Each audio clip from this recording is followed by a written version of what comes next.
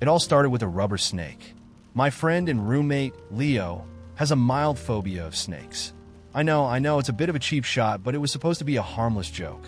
We've been pranking each other since college, and I figured this one would just add to our long list of harmless gags. So, I ordered the most realistic rubber snake I could find, hid it under his sheets, and waited for the show. That night, I heard him let out a blood-curdling scream. He threw himself out of bed, so fast I thought he might break something. When he realized it was fake, he just glared at me, his eyes wide and angry. "Real funny, man," he muttered, picking the snake up with 2 fingers like it was radioactive. "You're gonna regret that." I laughed, thinking he was just blowing off steam, but Leo was serious. The next morning, I went to the bathroom to brush my teeth, only to find the mirror had been covered in toothpaste with a note in the middle. "Nice try, snake charmer." The sink, toothbrush, even the faucet, everything was coated in a sticky, minty mess. I spent half an hour cleaning it up, trying not to lose my cool.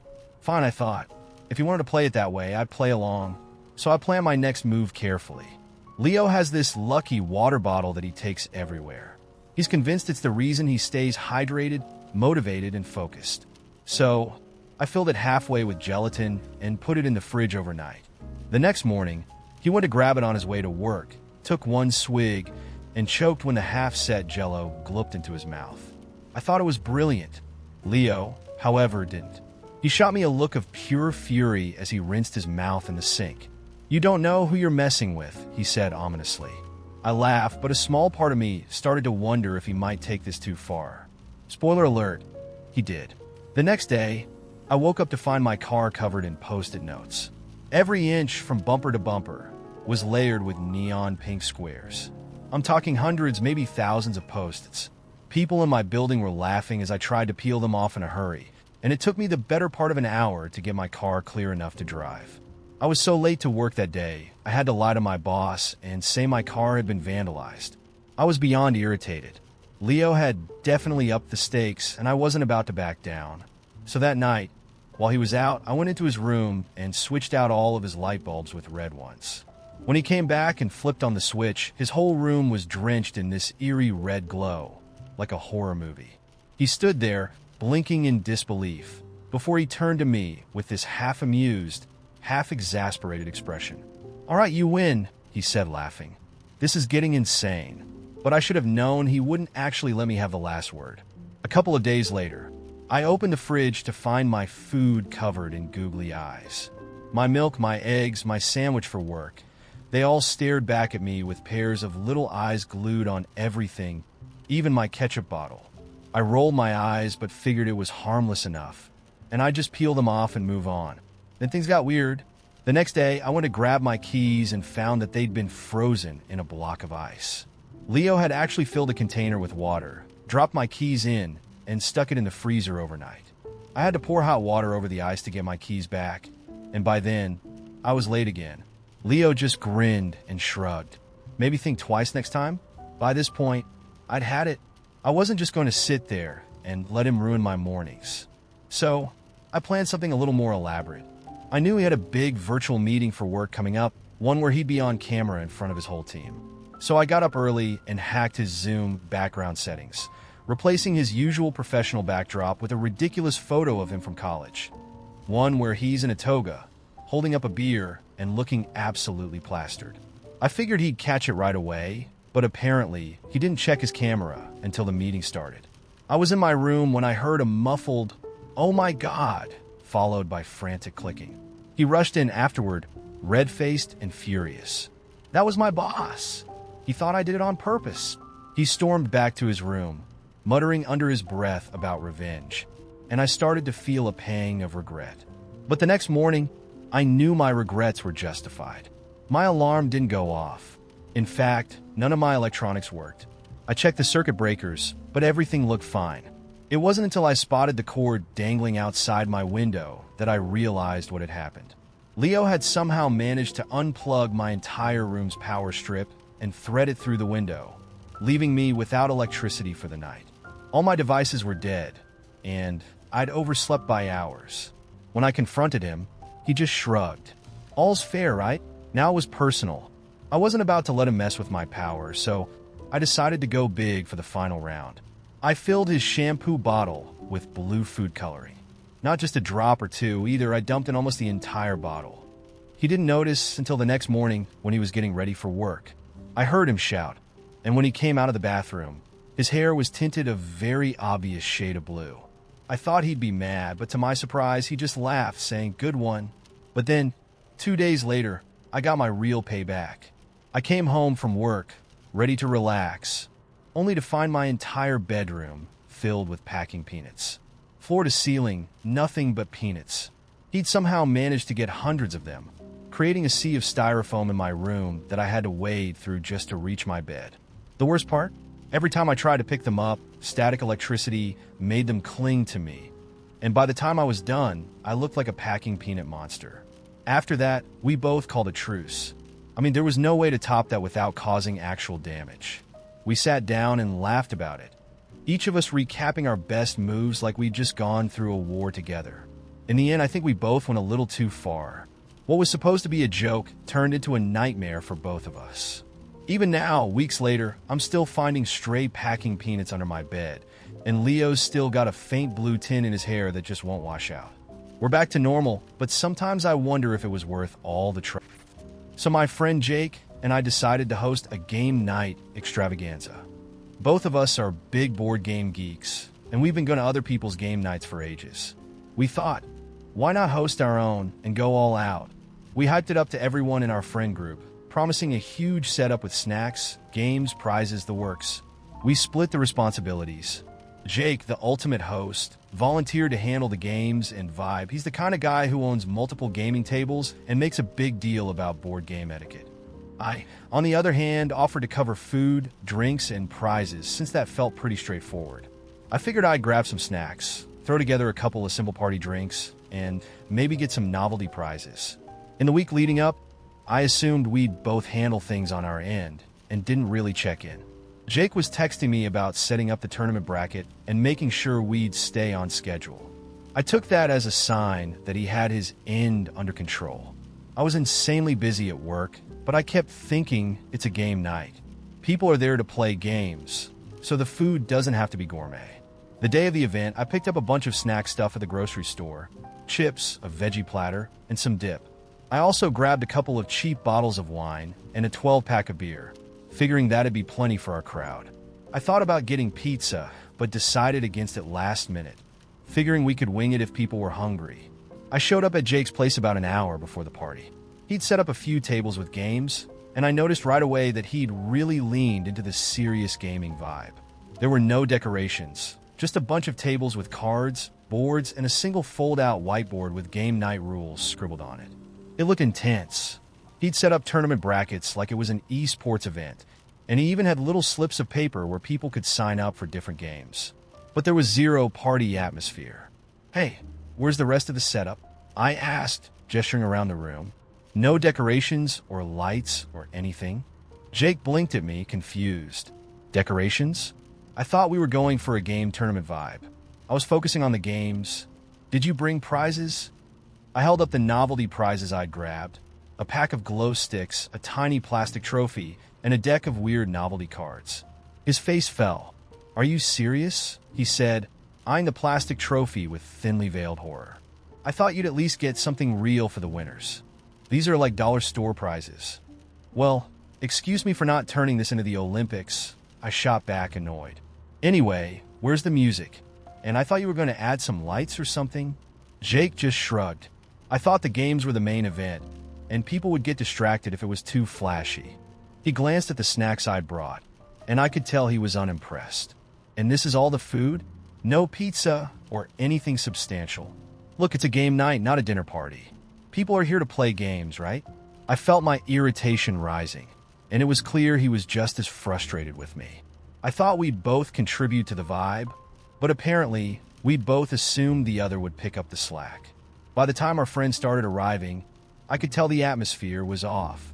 People walked in expecting a casual game night with some socializing, but the intense tournament setup and lack of food left everyone a bit confused. The snacks ran out in an hour, and we were left with empty chip bowls and a few veggie sticks which no one was touching. Jake kept trying to organize people into tournament rounds, but but half the guests were checking their phones, clearly wishing they were somewhere else. At one point, someone whispered, "So, do we have to play in the tournament, or can we just hang out?" I could see Jake's jaw tense up. The games he'd spent so much time setting up were barely getting any attention, and he kept glancing over at me, looking annoyed. After everyone left, Jake turned to me and said, "Well, that was a disaster. Thanks for the gourmet spread, by the way." I rolled my eyes. Like it was my fault? Maybe if you hadn't turned it into some kind of military operation, people would have actually enjoyed themselves. He crossed his arms, looking hurt. "I can't believe you thought that sad little snack table was enough. I put a lot of effort into organizing this." "Well, I thought you were going to make it fun, not treat it like boot camp." We stared at each other in silence, both too stubborn to apologize, each feeling like the other one had totally dropped the ball. Eventually, I just grabbed my stuff and left, not even bothering to say goodbye. Now I'm wondering if I was really the one who messed this up. All right, here's the story of how a quick loan I gave to my friend Alex has now completely blown up into this awkward, messy situation. A few months back, Alex came to me, visibly stressed, saying his hours at work had been cut and he was having trouble keeping up with rent. He asked if I could loan him $500 to help get him through the month, promising to pay it back in full within 6 weeks, once he got back on his feet. We've been friends since freshman year, so I figured, no problem. Helping him out was just what friends do. I sent him the money, and he was super grateful, swearing up and down he'd have it back to me soon. But then, weeks turned into months, and the money was nowhere in sight. I tried to be patient, but each time I gently brought it up, he'd brush it off, saying, "I'm just waiting on some things to come through, or I'll get it to you as soon as I can." Meanwhile, I started seeing him posting pictures at fancy brunch spots, out for drinks with mutual friends, and even going to concerts. At first, I shrugged it off, thinking he probably just needs a break. It's hard to be broke all the time, but after another month passed with no mention of repayment, I started to feel weird about it. I was cutting back on my own outings to make up for that $500 I'd lent him, and it didn't seem fair to see him living it up while I was holding back. So, one night I decided to bring it up directly. "Hey, Alex," I said casually over text. "Do you have any idea when you might be able to pay me back? I'm kind of counting on that money for some upcoming bills." He responded pretty quickly, saying something like, "Oh man, yeah, I totally haven't forgotten. Things are still tight, but don't worry. I got you." Well, that didn't exactly ease my mind. You got me? That didn't exactly sound like a plan. Still, I tried to give him the benefit of the doubt and held off on asking for a bit longer. Then last week, we had a friend's birthday dinner. Alex showed up late, carrying this big gift bag, and announced he'd just come from a shopping spree because he needed to treat himself. He ordered the most expensive cocktail on the menu, and at the end of the night, even insisted on covering the birthday girl's meal, saying, "Life's too short not to be generous." I felt my jaw just about hit the floor. Generous? Here I was still waiting on $500 he'd borrowed for essential expenses, and he was out here treating himself? I knew I should probably keep my mouth shut, but I couldn't help it. I leaned over and said, "Wow, Alex, looks like things are going great for you now. Does this mean you're ready to start paying me back?" The table went dead silent. Alex's face turned red, and he looked at me like I'd just slapped him. He gave this tight laugh and said, "Seriously? You're bringing this up here?" I was honestly baffled. I told him I didn't mean to make it awkward, but it just seemed like if he could afford all this, maybe he could start making payments. He rolled his eyes and muttered something like, "I can't believe you do this in front of everyone." After that, he barely spoke to me for the rest of the night. The next day, I got this long text from him saying he felt betrayed, that I'd make him look bad in front of our friends, and that a real friend wouldn't harp on money when he was already stressed out. He said he'd get it to me when he could, and that I just needed to be patient and understanding. Since then, things have been tense. Alex seems to be avoiding me, and whenever we're in the same group, he barely talks to me. A couple of our friends have mentioned that they heard I'd made things awkward, and maybe I should have been more discreet about asking for the money back. But I feel like I've been plenty discreet. I mean, it had been months. Meanwhile, he's still out and about, living his best life. And I'm left here wondering if I'll ever see that $500 again. So now, I'm left questioning if I was wrong to say something when I did, or if he's just refusing to take responsibility for paying me back. A couple of months ago, my friend Kevin reached out to me. We'd been good friends back in high school, and although we hadn't kept in touch regularly, he was someone I'd always respected. Kevin's message was direct. He'd hit some bad luck, lost his job, and had been couch surfing for weeks. He'd heard about an opportunity in my city and thought he could make it work with a bit of help to get started. He only needed a place to crash for a few weeks, just until he found a new job and got his own place. I thought, why not? I've got a decent apartment with a spare room, and I figured helping out a friend in need would be the right thing to do. Plus, I remembered Kevin as a responsible guy. So, I set up the guest room, stocked up on groceries, and even made a point of clearing my schedule for a weekend so we could catch up. The first few days were great. Kevin was polite and appreciative, telling me how much it meant to him to have some stability while he got his life back on track. He went out during the day, saying he was meeting with recruiters or handing out resumes. He'd come back in the evenings with stories about his job hunt, and we'd sit around talking about old times and laughing. It was actually kind of nice having him around. It felt like a throwback to our high school days. But after the first week, things started changing. He began spending more time in the apartment, saying he was looking for jobs online.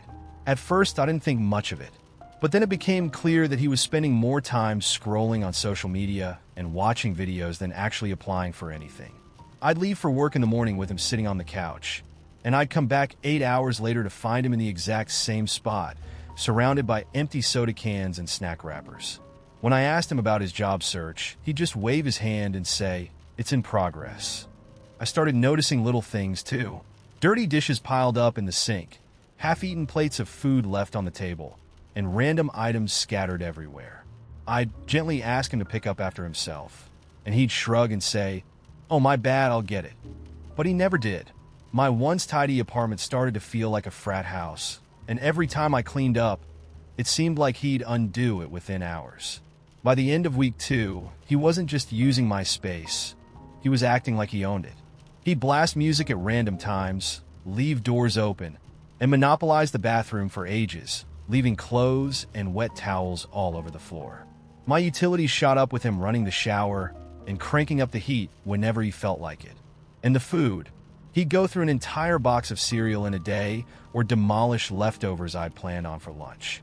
When I hinted at him contributing for groceries, he'd smile, saying, "Once I get that first paycheck, I got you." Then came the guests. One Friday night, I came home to find him throwing a mini party in my living room with people I'd never met. They were drinking, playing loud music, and sprawled out on my couch like it was their personal hangout. I pulled Kevin aside, asking him to give me a heads up if he was going to invite people over. He looked at me like I was overreacting and said, "Come on, it's just a couple of friends. Don't be such a control freak." It felt surreal. Honestly, he was staying in my apartment for free, eating my food, using my stuff, and now calling me a control freak for asking for basic respect? I tried to remind him that this was supposed to be a short-term stay, that I'd expected him to find work and get his own place. He sighed and said, "I'm doing my best, but you have no idea how hard it is out there. Not everyone's got it easy like you." It was so off-putting, almost like he resented me for having a stable life.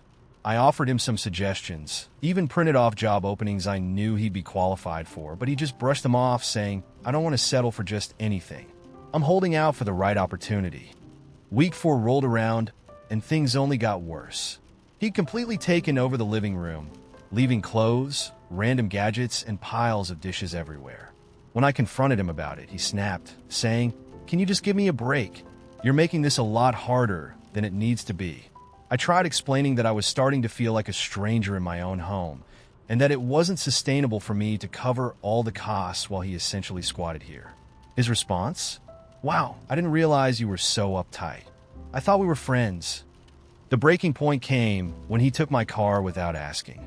He needed it for a quick errand, and then was gone for the entire day, coming back with an empty tank and no explanation. When I finally confronted him, he acted like it was no big deal, saying, "Relax, I was going to fill it up eventually." I told him he had to ask first, that this was my car and I needed it for work. He rolled his eyes and said, "Geez, sorry for trying to make a life for myself." That night, I had a serious talk with him, explaining that he needed to start contributing or find another place to stay. He acted like I'd slapped him, saying, "Unbelievable. I thought you were better than this." I came to you because I trusted you'd help me, and now you're kicking me out because it's inconvenient." I told him I wasn't kicking him out, just that he needed to step up. He just shook his head, saying, "Not everyone's as lucky as you. You'll never understand what it's like to struggle." Since then, he's been sulking around the apartment, barely speaking to me, and making little jabs here and there like, must be nice to have it all together, or not everyone gets a cushy life handed to them. Meanwhile, he's still eating my food, using my things, and leaving the place a mess. I feel like I'm walking on eggshells in my own home, and I don't know if I should have been more understanding or if I've just let things go too far. So now, here I am, honestly torn. I wanted to help, but now I feel completely taken advantage of. AITA? Daisy was never just a dog to me. She was my family. I adopted her as a puppy when I was in college, barely scraping by, and she'd been my companion through every transition since. My first real job, cross-country moves, new friendships, heartbreaks. Daisy was always there, tail wagging, as if her very existence was tied to my happiness. At 10 years old, she was graying, slowing down a bit, but she was still my Daisy, bright-eyed, cheerful, always following me from room to room. Then, one morning, she just stopped eating. I tried everything, boiled chicken, rice, even some of her favorite treats, but she only sniffed at the food and turned away. A visit to the vet led to tests and then a biopsy, and finally, the vet gave us the diagnosis: lymphoma. "There's a treatment option," he said kindly but directly. "Chemotherapy could give her more time, maybe even up to a year or more if she responds well. But it can be a rough process, and it doesn't work for every dog." My heart sank, but I didn't hesitate. "Let's try it. If there's a chance, we have to try." I looked over at Daisy, who was lying on the floor, too tired to lift her head, but her eyes met mine, and I felt a rush of hope. I owed it to her to fight. But my older sister, Erin, who was visiting to help out, didn't look so sure. As we drove home, she kept glancing at me, worry etched across her face. Finally, she broke the silence. "Are you sure this is what's best for her, Em?" "You blinkte her. Stund." "Of course I'm sure. She's my dog. I know what's best for her." Erin nodded, choosing her words carefully. "I know she means everything to you. But chemo? For a dog her age? It's a lot, and she can't tell us how she feels. She might be in pain, scared. You have to think about what this will mean for her day-to-day." The way she said it, it felt like she was accusing me of being selfish. "You think I'm not thinking of her?" I shot back. "She's still got life in her, Erin. She's still Daisy. We owe it to her to at least try." Erin softened, reaching over to squeeze my hand. "I'm not saying you're selfish. I don't want you to put her through something that's more for you than for her." For the next few days, it felt like we were on opposite sides of an invisible line. I threw myself into researching treatment, reading every story I could find about dogs who'd gone through chemotherapy, looking for any glimmer of hope. I was ready to do anything to keep her with me. She'd been my constant for so long.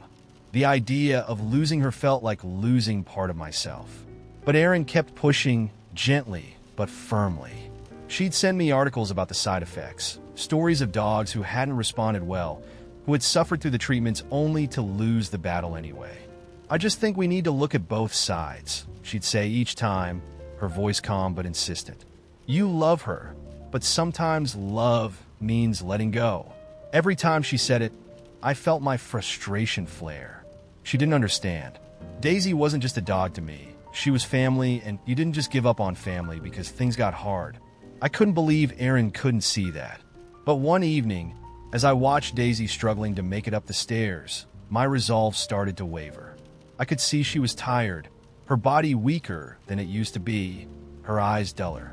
She was still Daisy, but she was fading, and for the first time, I wondered if Erin was right.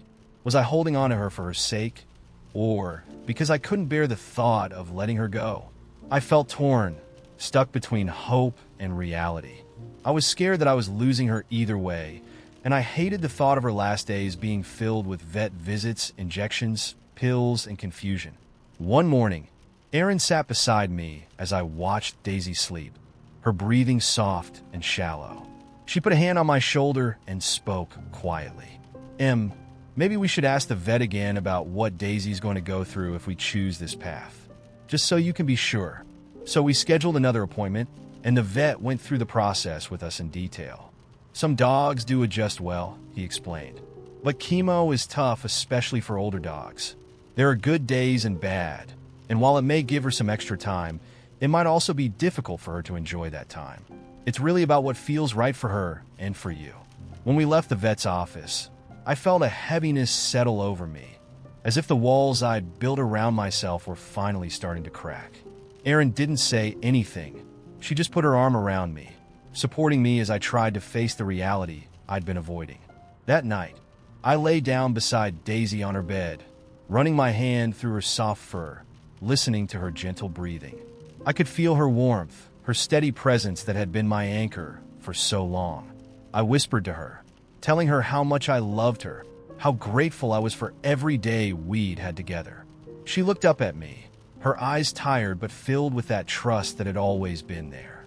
It broke my heart, but I felt like she was telling me it was okay, that she was ready if I was. The next morning, I made the decision to let her go. It was the hardest choice I'd ever made, but deep down I knew it was the right one. Erin helped me make arrangements, and together, we spent Daisy's last few days giving her all the love we could.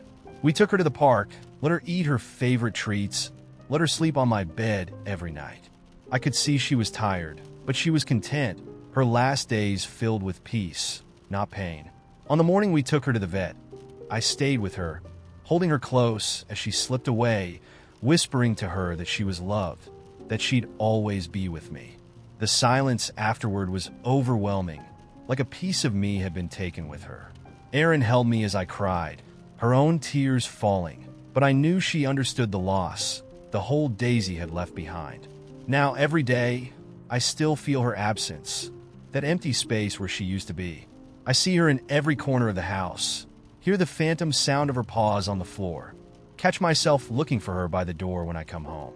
I know that letting her go was the right choice, that she's at peace, but there's a part of me that can't help but wonder, did I give up too soon? Could I have done more? Should I have fought harder? So I'm here, asking all of you, AITA for letting her go, for not holding on to every last possible moment, even if it meant letting her rest? I'm fully aware that this will probably make me sound selfish, but I feel like I've earned a little time to myself. I moved out a few years ago, got my own place, and have been enjoying the peace of living alone. I love my family, but they're the kind of people who always expect you to be there for every little thing. Family dinners, random Sunday barbecues, quick meetups that somehow turn into 3-hour gossip sessions. I thought moving out would help set some boundaries, but apparently that was wishful thinking. Last month, my brother called to tell me he was proposing to his girlfriend, and he asked if I could come over to help him plan this surprise engagement party. I was happy for him, and I told him I'd try to be there for the proposal, but the whole party planning part? I couldn't see why he needed me involved. I'm not great at planning, and I had a ton going on with work. So I told him, I'm a bit swamped right now, but I'll come to the party and be there to celebrate. Just keep me posted on the details. I thought that was a fair compromise. But my brother and my mom kept calling, asking if I could just come by to help pick out decorations, food, and basically be another pair of hands to help set up. Every time, I'd politely decline. I figured they could manage. It's an engagement party, not a full-scale wedding, and besides, he had a whole group of friends helping him too. It wasn't like I was the only one he could count on. Fast forward to the day of the proposal. I showed up, dressed up, and ready to cheer them on, but I could already tell something was off. My mom gave me this look and barely greeted me. My brother seemed tense and distant, and his friends didn't say much to me. I shrugged it off at first, figured they were just stressed or focused on the proposal itself. But after the big moment, my brother pulled me aside and said he was disappointed that I hadn't helped with any of the planning. He went on about how this was a family event, and it meant a lot to him to have everyone pitch in. I told him that I didn't see the big deal. I was there for the actual proposal, and wasn't that the important part? He just shook his head and said something like, it's not just about showing up last minute. It's about being part of the effort, showing you care. I tried to explain that I'd been busy and hadn't realized he'd wanted me that involved. But he didn't want to hear it. He walked away, and I could tell he was hurt. Then my mom cornered me later, going on about how disappointing it was that I didn't value family time enough to help my brother with something so special. She said that everyone else had stepped up except for me, and it had made them all question my commitment to the family. At this point, I was annoyed. I'd shown up, hadn't I? I'd put in the time to be there for the actual proposal, and I didn't understand why the fact that I hadn't helped with party favors was being treated like a betrayal. By the end of the night, it felt like the whole family was avoiding me. My brother's fiancé barely spoke to me, my dad was quiet, and even my cousins seemed to be keeping their distance. I left early, feeling like I'd somehow messed up, but still annoyed that they couldn't appreciate that I'd made an effort to be there. In my mind, I was drawing a line, showing that I can be there for the big moments, but that they can't expect me to drop everything every single time. I have my own life, my own responsibilities, but apparently, showing up wasn't enough. Now, weeks later, my family still seems cold toward me. My mom hasn't stopped making comments about how family is about giving, not just showing up when it's convenient. My brother barely texts me back, and even when he does, he's short and to the point. I get the feeling they're all talking about how I wasn't there for him and making me out to be the selfish one.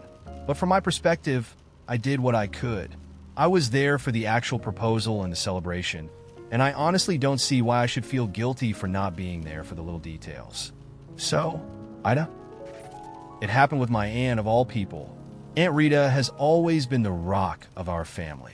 She's the one who organizes every holiday, who remembers every birthday, who somehow keeps us all connected even when life gets chaotic. She was there for me through college, the one person who never judged, never pried. She just showed up when I needed her. So, when she started canceling our usual Sunday lunches and not picking up the phone as often, I couldn't help but worry. I chalked it up to her being busy. She's a social worker, and work always takes a toll on her. But something felt off. Rita was one of those people who could juggle 10 things at once without breaking a sweat, and suddenly, she was barely keeping up with simple plans. The last straw was when she missed my mom's birthday, a first in family history. So, one evening, I decided to stop by her place unannounced, armed with her favorite latte, thinking maybe she just needed a friendly face and a little pep talk. When she opened the door, I almost didn't recognize her. She looked drained, like she hadn't slept in days, and the usually neat apartment was scattered with papers and half-opened mail. I immediately felt guilty for showing up without warning, but she let me in saying, "Sorry about the mess. Life's just been well. You know how it is." As she went to grab us some tea, I couldn't help but glance at the stack of letters on the table. They were mostly bills, and on top of the pile was a credit card statement with a balance that left my stomach twisting. I knew Aunt Rita had always been careful with money, but the amount on that statement told a different story. When she came back with the tea, I tried to keep things light, just asking how work was going, how she was holding up, but she could see the worry on my face. Finally, after a few minutes of awkward small talk, I couldn't keep it in anymore. "Aunt Rita," I started carefully. "Are you okay with everything? I mean, financially? I noticed some of the bills on the table, and if things are tight, I'd be more than happy to help out." She blinked, her face shifting from surprise to something else, something defensive. "You came here to go through my mail?" she said, her voice sharp. "No, I saw it on the table, and I got worried. That's all. You haven't been yourself lately, and I didn't know maybe if you needed some support." I trailed off, realizing I'd already said too much. She looked away, her lips pressed into a thin line. "I don't need you or anyone digging into my finances. I'm handling it." "I know you are," I said, trying to keep my voice gentle. "But sometimes it's okay to let people help. You've always been there for me, for everyone in the family. I just want to be there for you too." She shook her head, letting out a small, bitter laugh. "You don't understand, do you? I don't want to be your project. I don't need you swooping in like you're here to save me from my own life." Her words cut deep, and I struggled to find the right response. "I didn't mean it like that, Aunt Rita. I'm not trying to fix you. I just care about you. I want you to know you're not alone." But she wouldn't look at me. "I've seen it. I don't need your help," she said, her tone final. I didn't know what else to say. I felt like I'd just crossed some invisible line, like my attempt to help had somehow become an invasion of her space, her independence. I thought she might feel relieved, maybe even grateful that someone had noticed her struggles. But instead, I'd only made her feel worse, like her pride was under attack. After an uncomfortable silence, I stood up to leave. "I'm sorry," I said softly, hoping she'd understand. "I didn't mean to make you feel like you couldn't handle things. I just didn't want you to feel alone." She gave me a curt nod, her eyes distant, and I left her apartment feeling worse than I had before I'd come over. I'd thought I was being helpful, being the caring niece, but apparently I'd only succeeded in making her feel small. On the drive home, I kept replaying it over and over, wondering if I'd misjudged things completely. I only wanted her to know I was there for her. But maybe I'd turned my worry into something suffocating, something she couldn't accept. Now, I'm left feeling guilty and unsure, wondering if I was out of line for even trying. I didn't think that missing one dinner would send me into this spiral of guilt and reflection. But here I am, replaying it over and over, wondering how I could have been so blind. I think about Danny's face, the way he might have looked around that night, scanning the room, maybe expecting me to walk in late. I can just imagine his face slowly dropping as he realized I wasn't coming. That image keeps haunting me, which feels ridiculous because I was so sure at the time that my absence wouldn't even matter. But maybe that's just it. I've spent years assuming that my presence, or lack thereof, didn't make much of a difference. I always prided myself on not being high maintenance, on being easygoing with friendships and family, so much so that I convinced myself nobody really needed me to be there. And yet, here I am, realizing that maybe that very attitude is what pushed people further away. I thought it was a strength, but maybe it's just been a shield, an excuse to avoid real connection, real commitment. And the more I think about it, the more I realize how often I've done this. Skipping weddings because there'd be enough guests, skipping family events because no one would notice. But in Danny's case, I think I'd subconsciously made him the exception. I always thought he'd understand, that he'd forgive anything because he was family.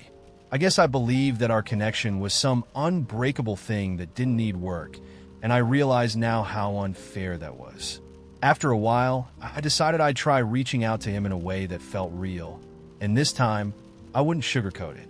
I wrote him a text that felt like the most honest thing I'd ever said to him.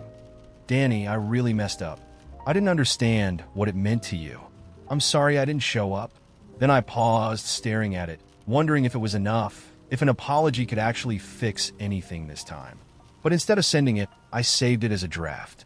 I just couldn't shake the feeling that no matter what I said, I couldn't erase the fact that I hadn't been there. Words felt hollow after the fact, especially when I thought about what it would have meant if I'd simply shown up that night. I put my phone away, realizing that maybe I was the one who needed to sit with the guilt a little longer. Maybe this was my lesson to learn, and I owed him more than a quick apology to absolve myself of it. Now I can't stop noticing the change in the way people talk to me at family gatherings. My aunt mentions Danny's new cases and achievements with pride, but she doesn't look at me when she does it. Beth is friendly, but there's an edge to her voice, a slight frost that wasn't there before. They don't say anything directly, but it's like there's this silent understanding that I let him down, that I didn't support him in a way that mattered. Sometimes I wonder if they're all just waiting for me to make a grand gesture, to do something to make things right. But the truth is, I don't know what that even looks like anymore. Showing up with a gift or sending an apology letter feels pointless because what he needed was so simple. My presence, my support. And I think the hardest part is realizing that I can't go back and give that to him. One night, when I was feeling particularly low about it all, I asked myself why I hadn't just gone to the dinner. Why hadn't I just made the effort to be there? And the answer wasn't pretty. I think in some twisted way, I felt above it. I felt like my time was more important, like he'd understand because he had plenty of people who would be there. But now, that arrogance stings because I can see how dismissive it was. I treated his achievement, his moment, like it was just another Thursday for me, without realizing that, to him, it was a culmination of years of effort. I guess I'm left wondering how many other people I've hurt along the way with this attitude, this assumption that everyone will understand. I always thought my intentions were harmless, but maybe I've been careless, too comfortable in assuming that my absence doesn't matter. Maybe Danny's dinner was just the tipping point, a moment that forced me to finally see what my choices look like from the other side. I still haven't spoken to Danny, and I don't know if I'll reach out again. Part of me wants to, but another part of me thinks that maybe he's better off without me barging in with a half-baked apology. I feel like I have to sit with this a little longer to let this regret be a lesson instead of just a mistake I can wipe away with an apology. So here I am, left with a question I can't shake. Did I hurt him because I genuinely didn't see what it meant to him? Or did I hurt him because deep down, I didn't want to admit that he needed me there? I thought I was just being realistic, that life would go on whether or not I attended a dinner. But now I'm left wondering if that very realism is what's made me blind to the people who matter most. So, my friend group and I have this annual tradition of renting a beach house every summer. It started out as a low-key thing, just a group of us piling into a small beach shack, spending the days lounging on the sand and the nights grilling and playing cards. Nothing fancy, just cheap, easy, and a chance to escape our everyday lives. This year, I decided it was time for an upgrade. Over the past few months, I've been following a few influencers on social media who stayed at these gorgeous, modern beach houses with infinity pools, private chefs, and amazing views. Seeing those pictures, I thought, why shouldn't we treat ourselves to something like that just once? I mean, we're not broke college kids anymore. Most of us have steady jobs now. I figured everyone would love the idea of a luxurious, Instagrammable beach trip for a change. So, without asking the group, I went ahead and canceled the old beach shack reservation and booked us this stunning, upscale villa instead. It was right on the water, with floor-to-ceiling windows, a private pool, and a wraparound deck. Yes, it was a lot pricier than our usual spot, but I figured everyone would be willing to chip in a little more once they saw what I'd booked. Plus, it had amenities. No more sharing bunk beds and running out of hot water. In my mind, it was the perfect upgrade. The day before we left, I sent the group a link to the new place with a little note saying, "Surprise! This year, we're going in style." The reactions weren't exactly what I was expecting. Immediately, my friend Matt messaged back, "Wait, what? I thought we were staying at the Surf Shack." I laughed it off and told him this place was way better. "Come on, Matt. It's a huge upgrade. We're living like celebrities for a week. Trust me, you'll love it." A couple of people replied with hesitant, "Can we even afford this?" messages, but I brushed it off, saying we'd figure out the cost later. When we all arrived the next day, I could tell from the moment they saw the place that some of them were less than thrilled. My friend Jess just stared at the villa, looked over at me, and said, "This looks like a mansion." I thought we were going for our usual chill beach vibe. Exactly. I grinned. Now we can chill with style. No more creaky beds and sandy floors. This place is spotless and super relaxing. But Jess just frowned. "Yeah, but I kind of like that about our old spot. This feels, I don't know, too much." Matt nodded, adding, "Plus, we're going to have to shell out a ton more for this place, right?" I didn't budget for a mansion. I tried to reassure them, saying, "Look, I'll cover the difference if money's tight. I just wanted this year to be special. We can cook meals together, hang out by the pool, and still do everything we normally do. It's just better." I thought they'd come around once they saw the place up close, but the vibe was off from the start. As we settled in, I noticed that everyone seemed a little stiff, like they weren't comfortable just sprawling out and relaxing. Our first night there, I suggested using the chef service, thinking it'd be a fun, fancy dinner for us to kick off the week. But Matt rolled his eyes and said, "We always grill burgers on the first night. Isn't that like the point of this trip?" Jess chimed in saying, "Yeah, I love the old traditions. I didn't come here to eat a plated 5-course meal. I came here to hang out and make our own food. Isn't that why we come every year?" I tried to explain my reasoning again. "I just thought we could enjoy something different this year. Come on, doesn't everyone want to make some new memories?" But Jess shook her head. "Honestly, it's like you planned this whole trip for yourself, not for us." The next day, things didn't improve. We'd usually spend hours just lying on the beach, laughing and chatting, but everyone seemed distant. My friend Rachel, who's usually the life of the group, muttered that she felt like she was in some high-end resort, not the kind of homey, nostalgic beach trip she'd been looking forward to. "This doesn't feel like our trip," she said, frustrated. "It feels like some influencer's version of a vacation." By the third day, tensions were high. I tried to organize a group dinner at the local seafood spot, figuring it'd give everyone a break from the villa and a taste of something casual. But Jess pulled me aside and said, "Look, it's clear you wanted this kind of vacation, but next year, we're going back to the Surf Shack, okay?" Not all of us wanted this luxury experience. I was taken aback. So, no one appreciates the upgrade? You're all acting like I've ruined the trip, but I just wanted to make it more special for everyone. Jess sighed. It's not about the money or the fancy place. It's that you decided this on your own, without considering what the rest of us wanted.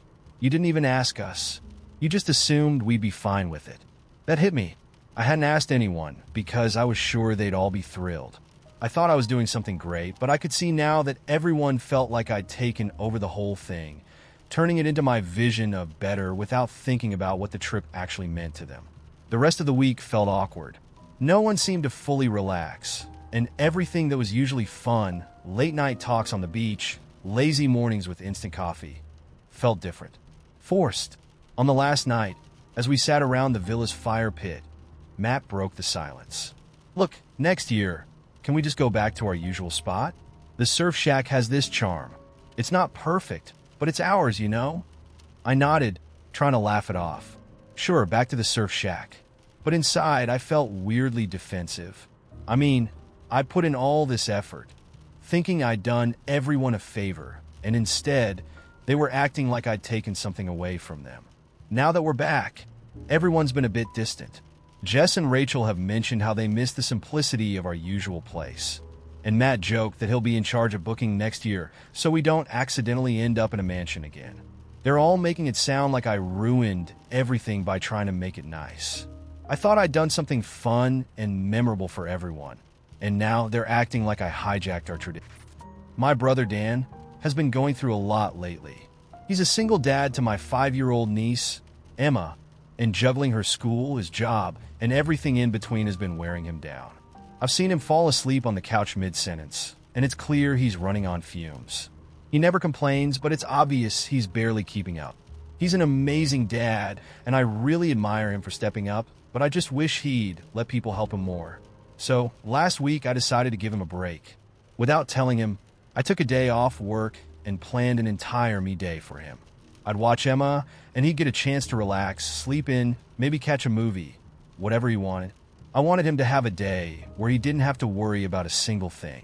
I booked a massage, bought him a gift card to his favorite coffee shop, and even reserved a spot at this brewery he loves. I woke up early that Saturday, got to his place before he and Emma even woke up, and had breakfast ready for them. When he came out and saw me, he looked confused, so I grinned and told him, "Today's your day off, big brother. I got Emma, and I've got everything set up for you. You just go and enjoy yourself." Instead of looking grateful, he seemed irritated. He didn't smile, didn't say thank you. He just sighed, rubbed his temples, and said, "You really should have asked me first." I laughed, thinking he was joking. "Oh, come on, this is my treat. You work so hard, and I just wanted to do something nice for you. Go relax. I've got Emma covered for the day." But he just shook his head, clearly annoyed. "I get that you meant well, but this doesn't really work for me. I had things planned for today, stuff to do with Emma. I didn't need you to step in and rearrange my day without asking." I was completely caught off guard. "Dan, I just wanted you to have a break. You never get a day to yourself, and I thought this would help you recharge." He looked at me with a hard expression. "But that's the thing, you didn't think about what I actually needed. You just decided what you thought was best. Emma and I had plans to go to the park, and I had some errands to run. I don't get time with her like this during the week, and now I'm supposed to just leave her because you showed up out of nowhere." His words stung, especially since I'd only wanted to help. "I just thought you'd appreciate the chance to have some time for yourself," I said, feeling my voice shake a little. "You've been so overwhelmed, and I wanted to make things easier for you. I thought this would be a good surprise." He shook his head again, clearly frustrated. "Look, I know you meant well, but I don't need you swooping in and making decisions for me. If I need a break, I'll ask for one. Just because my life looks exhausting to you doesn't mean I want someone taking over. I know what I can handle." I didn't know what to say. Here I was giving up my own weekend, spending money and time planning a day I thought he'd love, and he was making me feel like I'd done something wrong. "I wasn't trying to take over," I said quietly. "I just wanted to show you that you're not alone in this, that I see how hard you're working." He softened a little, but still looked upset. "I get that, and I appreciate that you care. But sometimes support means asking first, not just assuming you know what's best. I love that you want to help, but this This wasn't the way. He ended up sending me home, saying he and Emma were going to stick to their original plans for the day. I walked out feeling embarrassed, like I'd completely overstepped, even though I'd only wanted to be supportive. It made me wonder if maybe I was really in the wrong for assuming he'd want a break instead of just asking first. Now, things feel awkward between us. I can't shake the feeling that I messed up, even though all I wanted was to do something nice for him. My mom and I have always been close. She's one of those people who puts everyone else first, constantly making sacrifices without ever asking for anything in return.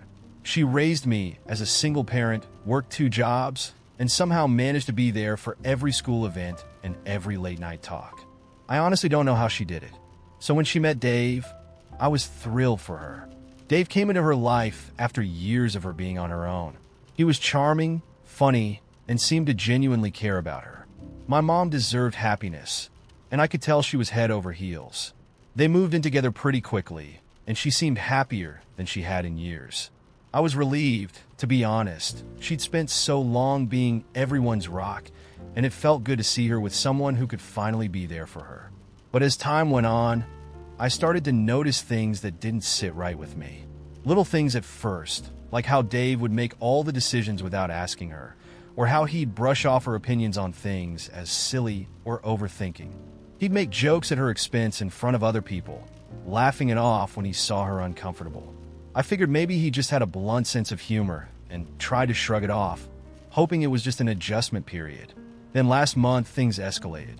My mom called me, sounding more stressed than I'd heard her in years. She told me that Dave had insisted on managing her finances to make things easier since they were living together. He'd convinced her to put her savings into a joint account, and then he dipped into it to buy himself a new truck without even asking her. She tried to confront him about it, but he'd brushed her off, saying she was overreacting and that he'd pay it back eventually. I felt my blood boil. This wasn't just about a truck. It was her entire financial safety net, the money she'd saved up for years to give herself some peace of mind. I could feel the frustration building up, but I tried to keep calm for her sake. I wanted to tell her to get out, to leave him, but I knew how much she loved him, and I knew it wasn't that simple for her. Instead, I gently asked her if she thought she could trust Dave with her finances.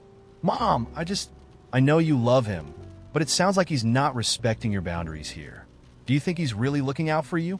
She was quiet for a moment, and then she sighed. Honey, it's just relationships are about compromise. I know he's not perfect, but he's trying, and I don't want to ruin things over money. I could feel my heart breaking as she said it, and I struggled to keep my voice steady. Mom, it's not just money. This is about him respecting you and the things that are important to you. You shouldn't have to feel uncomfortable or worry about your savings. You worked hard for that, but I could tell she was already shutting down, feeling defensive. I know you're just trying to help, but I can handle it. I've been managing on my own for a long time. I know, Mom, but just because you can handle it doesn't mean you should have to, I said, hoping she'd understand that I was just worried about her. I just want to make sure you're safe and that he's treating you the way you deserve to be treated. She sighed, clearly frustrated. I appreciate your concern, but I think you're making a big deal out of nothing. Relationships are complicated, and it's not always going to be perfect. I finally have someone, and I'm not going to throw that away because of a misunderstanding. I could feel the conversation slipping away, and a part of me wanted to drop it, to just let her handle it the way she wanted to. But I couldn't shake the feeling that this was serious. I understand, but maybe just think about it. I'm not saying to break things off. Just maybe make sure that you're keeping yourself protected too. You don't have to give up everything for him to make it work. She was quiet for a long time, and then she said, I know you're only saying this because you care, but it's my life. I don't need you telling me how to handle things. Hearing her say that was like a punch to the gut. I'd only wanted to protect her, to make sure she wasn't taken advantage of. But now it felt like I'd just made her feel like I didn't believe in her judgment. Mom, I'm sorry if it came out that way. I don't want you to get hurt. I'm a grown woman, she said, her voice firm. I've made it this far without anyone's help. I know what I'm doing. The conversation ended soon after, and when we hung up, I felt this strange mixture of guilt and fear. Had I just crossed a line I shouldn't have? Had I pushed too hard when I should have just let her make her own choices? She didn't call me for the next few days, and I kept wondering if I'd only managed to make her feel ashamed or judged. About 2 weeks later, she called me. She sounded tired, defeated. She admitted that she and Dave had gotten into a huge fight when she brought up her concerns about the joint account. He'd accused her of not trusting him and had stormed out of the house, refusing to talk to her for days. I could tell she was struggling, feeling trapped between her love for him and the growing realization that he wasn't treating her fairly.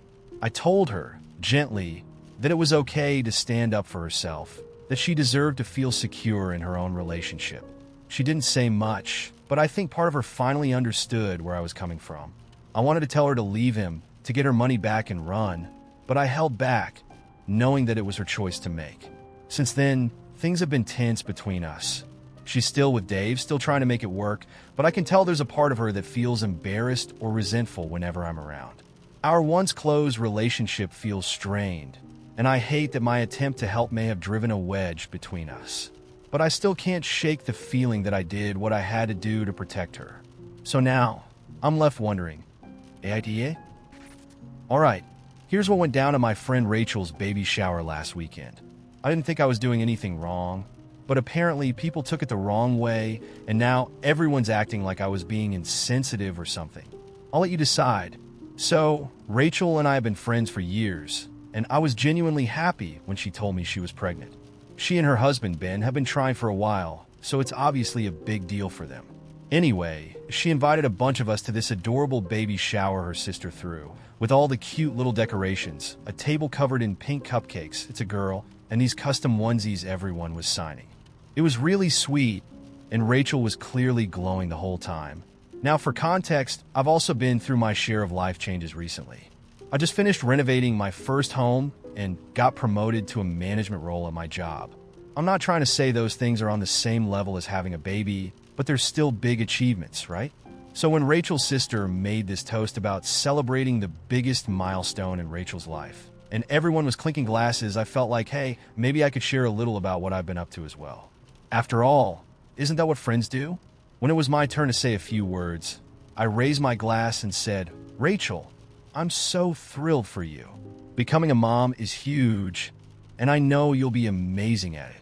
I know we all go through big moments in life, like getting a new house or a promotion, but nothing compares to this new chapter for you. I thought it was a lovely sentiment, honestly, just highlighting how we all have different things we're proud of, and Rachel's moment was super special. But a few people gave me this awkward look, like I just said something wrong. Even Rachel looked a little off, but she thanked me, so I figured it was fine. Later, when we were talking in a smaller group, Rachel started sharing how she and Ben have been preparing for the baby, how they've been reading parenting books, decorating the nursery, all that good stuff. She was excitedly talking about how they painted the walls this perfect shade of lavender. So I thought I'd join in and said, oh, I know how crazy the prep work can be. When I was renovating my house, I remember agonizing over every single paint color and detail. It's amazing how much work goes into making a space feel just right. I thought it was relatable. Home renovations and setting up a nursery both take a lot of effort, right? But one of our friends, Emily, kind of laughed and said, yeah, I don't think it's quite the same thing. I brushed it off, figuring she just didn't get what I meant. I wasn't saying setting up a nursery and doing a home reno are the same thing. I was just trying to connect on the whole creating a special space idea. Rachel gave me a small smile, though I could tell she was a little quiet after that. Then, during the games, there was this one where everyone had to write down advice for Rachel as a new mom. Everyone was writing these cute little notes about sleep schedules and staying calm during diaper disasters. And I figured I'd offer something a bit more practical. I wrote, it's important to remember to take time for yourself too. I know when I was working 60-hour weeks, I had to learn how to manage stress and keep a good work-life balance. I thought it was good advice. Any major life change can be overwhelming, right? And being a new mom is just another kind of stressful responsibility. I was hoping she'd appreciate the reminder to look out for herself too. But after she read mine, Rachel actually looked up at me and said, thanks, but I think being a mom might be a little different than managing work stress. I laughed and said, of course. I just meant that, it's easy to forget self-care when you're dealing with so much responsibility. She nodded, but she looked a little irritated, and the other girls kind of shifted uncomfortably. I decided to just keep quiet for the rest of the game because apparently everything I was saying was rubbing people the wrong way. The last straw, I guess, was when we were all sitting around while Rachel opened her gifts. She got so many cute things: little baby clothes, a diaper bag, a crib set, and everyone was cooing over each item. When she opened my gift, a high-end baby monitor, I joked, "I wanted to get you something practical. You'll thank me when you're sleep deprived and can just check the monitor instead of running in every time she makes a sound." That's what I wish I had when I was pulling those late nights for work. Rachel just stared at me, then kind of forced a laugh, but I could tell she wasn't thrilled.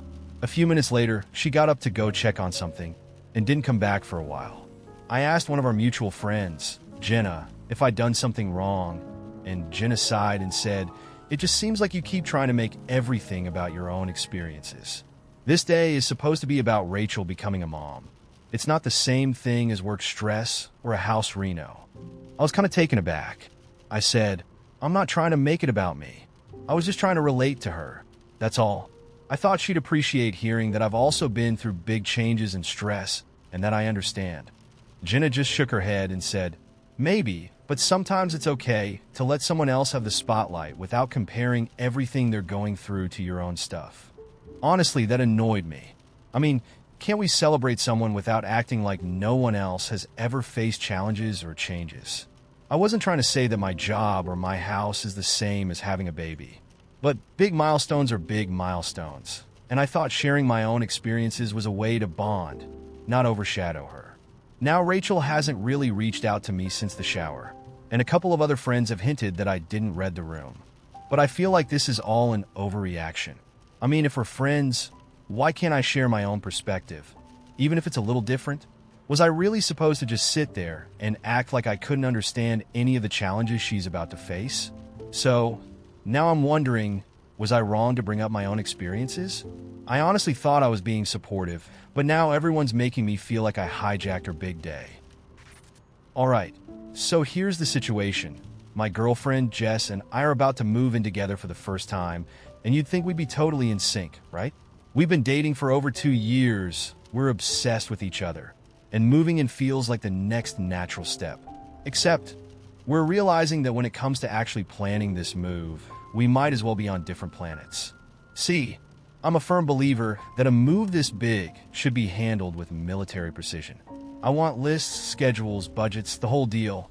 I've even downloaded 3 different moving apps, all with checklists and reminders. In my mind, if we get everything lined up perfectly now, we'll be able to coast right through moving day without a hitch. But Jess just shrugs and says, "We've got time. It's just a move. We don't have to overthink it." She's all about the "it'll be fine" vibe.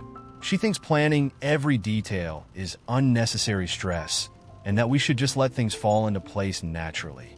Meanwhile, I'm convinced that if we don't prepare, we're going to find ourselves knee-deep in chaos. This all came to a head the other night. I was excited to share my moving plan with her. Color-coded boxes, a timeline of tasks to do each week, even a budget breakdown with money set aside for movers, new furniture, and a cleaning service for our old apartments. I handed her the printed list with a big smile, expecting maybe some relief or appreciation. Instead, she just blinked at it like it was written in another language. "Wow," she said, laughing a little. "I mean, isn't this a bit much? A bit much?" I repeated, genuinely surprised. "Jess, this is what's going to keep us from scrambling at the last minute. With a plan, we won't be stressed when we get down to the wire." She gave me a look, that gentle, patient smile she uses when she thinks I'm making things harder than they need to be. "It's just moving our stuff. We don't need a whole battle plan. I'd rather just pack a few things when we can and not worry so much. It'll all work out." I tried to stay calm, but internally, I was spiraling. "Jess, what if we get close to moving day and realize we forgot something important? Like, what if we don't book a moving company soon enough and they're all full?" She shrugged, totally unbothered. "Then we rent a U-Haul. It's not the end of the world." For the next few days, every time I mentioned the move, she'd just wave it off. I'd bring up that we needed to pick a date to sign our lease, and she'd say, "We'll get to it." I suggested we start packing some things early, like winter clothes, and she'd say, "Why pack stuff now when we're still using half of it?" It was like she didn't see the point of any advanced planning. Meanwhile, I'm over here sneaking peeks at my checklist every night, feeling my anxiety build as days slip by with nothing set in stone. Finally, I tried to compromise by offering to handle all the logistics myself. How about I book the movers, figure out the packing schedule, and set up the utilities? I suggested.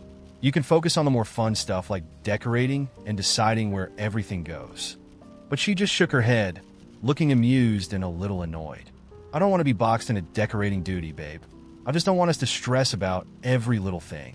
We're moving in together to be happy, not to turn this into a project. I told her I'd try to chill out, but it's been harder than I thought. I'm genuinely trying to trust her approach, but every day that we don't finalize something, I feel this nagging urge to just take over. And she can tell because I'm not great at hiding my worry. She caught me updating my timeline the other night and gave me this soft smile. I promise we'll figure it out, she said, like she was trying to reassure a kid scared of the dark.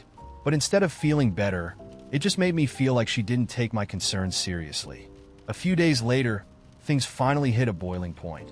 I'd found a moving company with great rates, and I told her I wanted to go ahead and book them. She sighed, crossing her arms. Why do we need to book movers so early? Let's just wait another week or two. Jess, I said, trying to keep calm, if we wait, we might not find anyone affordable, or worse, we'll end up without movers. Do you really want to be scrambling around last minute? She gave me a long look, clearly trying to be patient. I just don't think we need to be this hyper-organized about it. It's only stressing you out, and honestly, it's stressing me out too. That stung. I hadn't realized that my need for structure was having the exact opposite effect on her.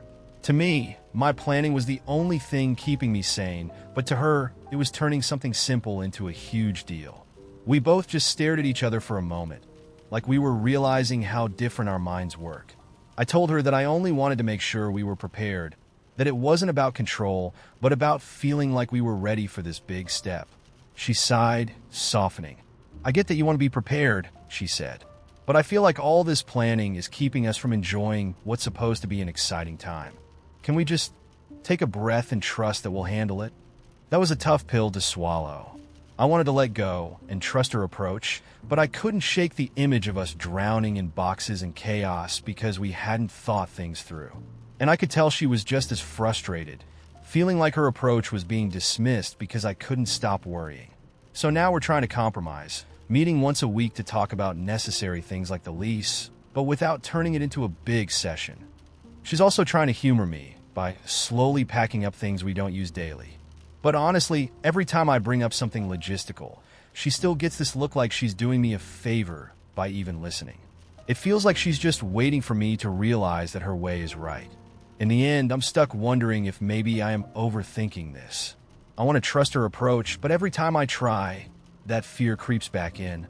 I feel like I'm the only one worrying about all the details that could go wrong, and I can't tell if that's because I'm actually right or if I just can't let go of control. AITA? When my friend, Emily, asked me to be her maid of honor, I was thrilled.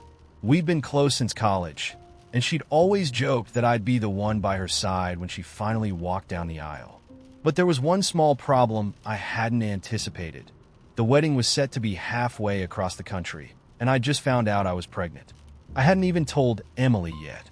My husband, Mark, and I had just started processing it ourselves, marveling at the change that was about to sweep through our lives. And while it was a dream come true, it came with new fears and constraints. I was exhausted, nauseous, and the idea of managing a cross-country flight, hotel expenses, and hours of wedding activities suddenly seemed overwhelming. But I wanted to be there for Emily.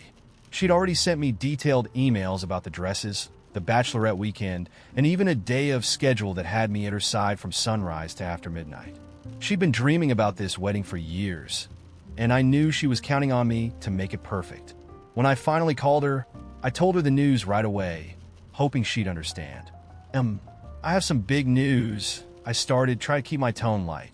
I'm pregnant. There was a pause, then a squeal so loud I had to pull the phone away from my ear. Oh my God, that's amazing. Congratulations, she exclaimed. I'm so happy for you too. I laughed, her excitement warming my heart. But then came the harder part. Thank you. I'm really excited too. But, This also means there might be some things I can't fully commit to. There was a brief silence on the line, and I could almost see her smile fading. What do you mean? She asked, her voice cautious. I took a deep breath. The flights, the bachelorette weekend, being on my feet all day for the wedding. I'll be in my second trimester, and to be honest, it's already been kind of rough. I want to be there for you, and I'll do as much as I can. But I may need to pace myself, and I might need some help. Her silence stretched longer this time, and I felt a pang of guilt. I knew this wasn't what she wanted to hear. Are you saying you're not going to be my maid of honor? She finally asked, her voice laced with disappointment. No, I assured her quickly. I'm saying I want to be, but I need you to understand that there might be things I can't do as planned. I want to be there, I really do. I just might need to sit out a few things, like the late night dancing or the early morning hair and makeup. I heard her take a deep breath, and when she spoke, her tone was clipped. This wedding is a huge deal to me, and I've been planning it for so long. I've been counting on you, and I just didn't expect that you'd, need exceptions. I bit my lip, feeling the tension knotting up in my stomach. I know and I'm sorry, but this is big for me too. I'm just trying to be realistic. I can still be there for you. I'll be there for the ceremony, for photos, everything that matters. I just need you to be flexible with some of the smaller stuff. There was a pause, and then she let out a small, frustrated sigh. I always pictured my maid of honor being fully there, supporting me in every little detail, not having to check out halfway through. This is my day, and I don't want to worry about whether you're going to be able to keep up. Her words stung more than I expected. I understood her disappointment, but I couldn't shake the feeling that she wasn't even trying to see things from my perspective. I was trying to juggle being there for her with a huge life change of my own, and she was making it sound like I was letting her down on purpose. Please try to understand, I said, keeping my voice steady. I'm doing my best here. I love you, and I want to be there for you. But this isn't just your day. It's a big change in my life, too. I didn't expect to be in this position, but here we are. There was a long silence on her end, and when she spoke again, her tone was colder. Maybe I should think about someone else for maid of honor. Then, I need someone who could be all in. I felt my stomach drop. You're seriously considering that? She hesitated, but I could hear the determination in her voice. I think it would be better for both of us. This way, I won't have to worry about whether you're uncomfortable or need breaks, and you can focus on what you need. I'm sure it'll be better for both of us. Her words were like a slap. I thought we were close enough to work through this together, to compromise. But it was clear she didn't see it that way. All right, I said, my voice steady but my heart aching. If that's what you think is best, I understand. I still want to be there for you, as much as I can.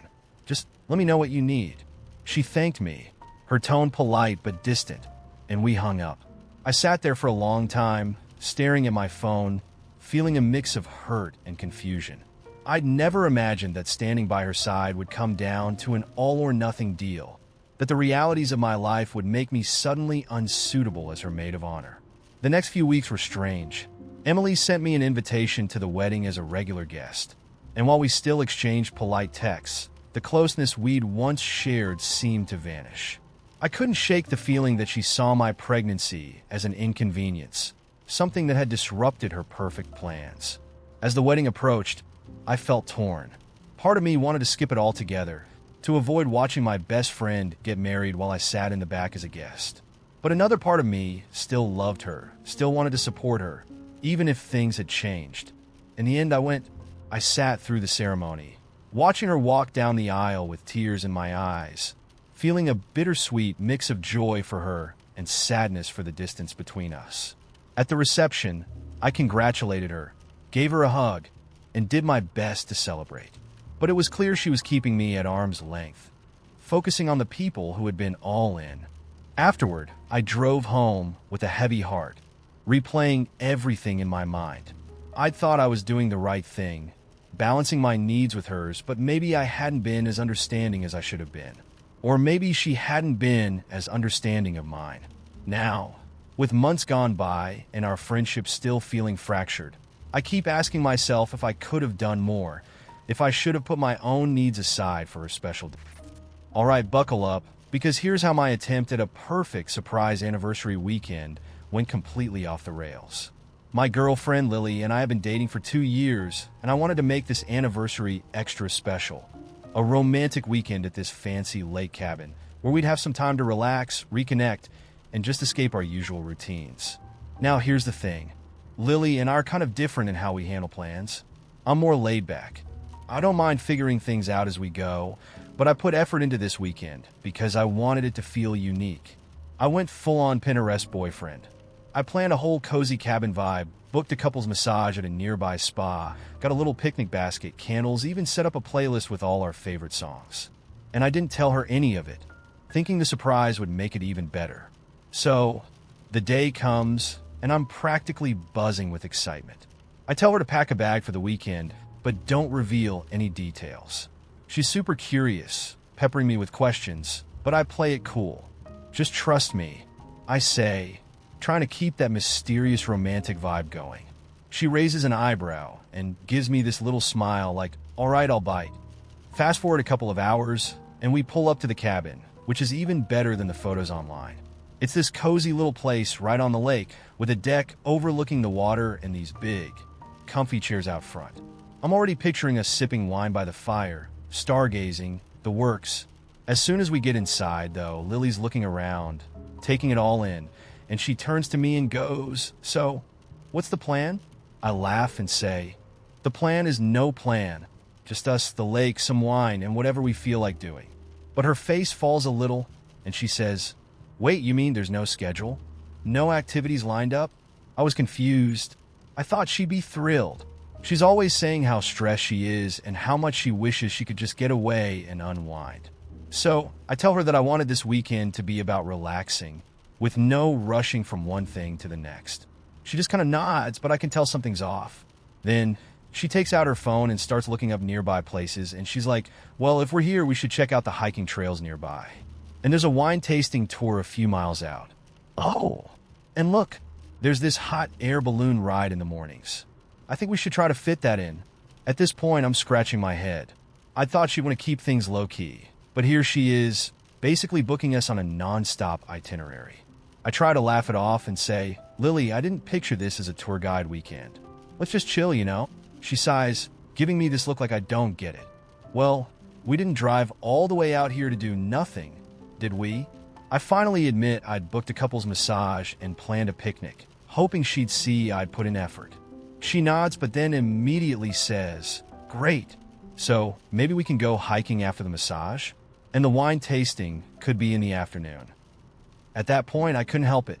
I tried not to sound annoyed, but I said, "Lily, I didn't plan this whole weekend just so we'd pack it with a million activities. I wanted us to relax. I thought you'd enjoy just being here with me." She didn't take that well. "So, you basically planned a weekend for you, not me?" She shot back, crossing her arms. "I like relaxing, but I also like experiencing things. I thought you knew that about me." I was a bit stunned. "It's not that I don't know you, Lily. I just thought you'd enjoy some downtime for a change. You're always saying you're exhausted from work and that you want to unwind." She laughed, but not in a nice way. "Right, because downtime means sitting in a cabin doing nothing? I don't need to drive hours to do that. If this was your big romantic surprise, you could have at least thought about what I'd want to do too." That stung. I'd been so excited to make this weekend special, but now it felt like everything I did was wrong. So, out of sheer frustration, I said, "Fine, plan the weekend however you want. Just tell me where to be and when, and I'll follow along." She stared at me, probably surprised that I'd snapped. But instead of saying anything back, she pulled up her phone and actually started making a list. The whole vibe was tense, and I felt like I just handed over all control of the weekend, which was not how I wanted it to go.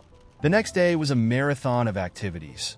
An early morning hike, the wine tasting tour, which she had overscheduled, so we barely had time to breathe between stops, and a local museum she found last minute.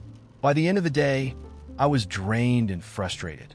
The whole time, I felt like I was tagging along on her weekend instead of the one I'd tried to create. That night, after a dinner that she'd insisted we make a reservation for just in case, we barely spoke. We were both exhausted, and honestly, I felt like we were just going through the motions. I could tell she was annoyed too, but neither of us wanted to bring it up. Finally, back at the cabin, I tried to explain my side. Lily, I just wanted to surprise you with a relaxed weekend because I thought you needed it. I didn't want every minute packed. I wanted us to just be together, without all the noise. She shook her head, and I wanted to actually do things to make memories. I can't just sit around all weekend. If you'd really thought about me, maybe you'd have asked what I wanted instead of deciding it for me. We went to bed barely speaking, and the next morning, she suggested we head home early. The entire drive back was quiet and tense, each of us stewing in our own thoughts. I'd planned what I thought was the perfect weekend, but somehow it had become this tug-of-war over who got to decide what relaxing even meant. Now that we're home, things are awkward. I keep thinking that maybe I misread what she wanted, or maybe I was selfish to assume she'd want my idea of a perfect weekend. But part of me also feels like she didn't appreciate the effort I put in to create something special and personal for her. So now I'm stuck here, wondering if I ruined it by trying to make the weekend perfect in my own way without checking in with her, or if she just couldn't let go of her own idea of how things should go. AITA?